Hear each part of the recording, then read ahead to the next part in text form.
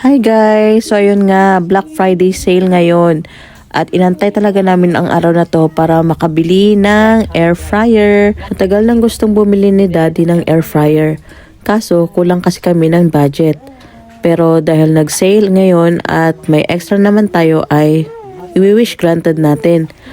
Ang daming sale ngayon pero syempre bibilhin lang natin yung kailangan.